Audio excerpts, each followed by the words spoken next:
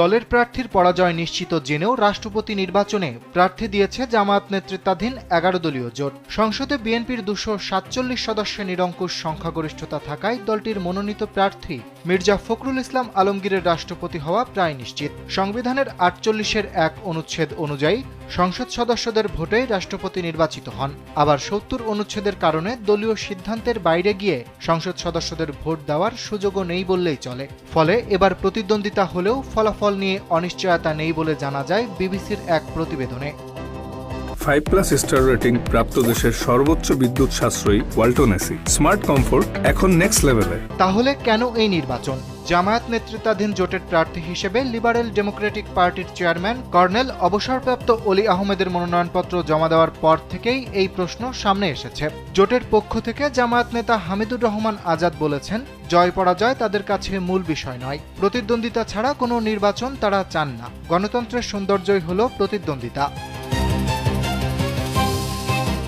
অর্থাৎ তাদের বক্তব্য অনুযায়ী রাষ্ট্রপতি নির্বাচনে অংশগ্রহণকে তারা গণতান্ত্রিক চর্চার অংশ হিসেবেই দেখছে। একই সঙ্গে সংবিধানের ৭০ অনুচ্ছেদ নিয়েও আপত্তির কথা জানিয়েছেন তারা। আজাদের দাবি, সংসদ সদস্যদের স্বাধীনভাবে মত ও ভোট দেওয়ার সুযোগ থাকা উচিত ছিল এবং গণভোটের রায় বাস্তবায়ন না করার বিষয়েও তিনি সমালোচনা করেছেন। তবে রাজনৈতিক বিশ্লেষকদের কাছে বিষয়টি শুধু গণতান্ত্রিক অংশগ্রহণে সীমাবদ্ধ নয়। তাদের মতে এর পেছনে রাজনৈতিক কৌশলও রয়েছে। নির্বাচনে অংশ নিয়ে জামায়াত নেতৃত্বাধীন জোট নিজেদের রাজনৈতিক অবস্থান স্পষ্ট করছে। একই সঙ্গে ভবিষ্যতের দর কষাকষি এবং সংস্কার নিয়ে আলোচনা চালিয়ে যাওয়ার ক্ষেত্রেও এই অবস্থান কাজে লাগতে পারে। আরও একটি বিষয়কে গুরুত্বপূর্ণ মনে করছেন বিশ্লেষকরা।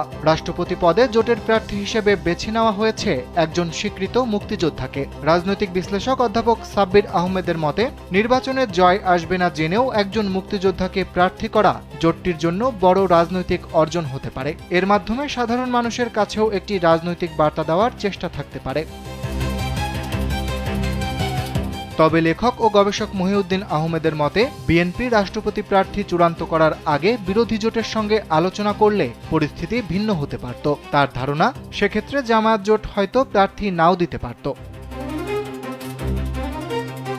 কারণ রাষ্ট্রপতি রাষ্ট্রের অভিভাবক সুলভ পদ, তাই এই পদে মনোনয়ন ঐক্যমত্যের ভিত্তিতে হলে সেটি বেশি সুবিধাজনক হতো বলে মনে করেন তিনি। তার মতে, আলাদা প্রার্থী দেওয়ার মধ্য দিয়ে বিএনপি ও জামায়াত নেতৃত্বাধীন জোটের মধ্যে প্রয়োজনীয় সৌজন্য ও সংলাপের পরিবেশের ঘাটতিও স্পষ্ট হয়েছে।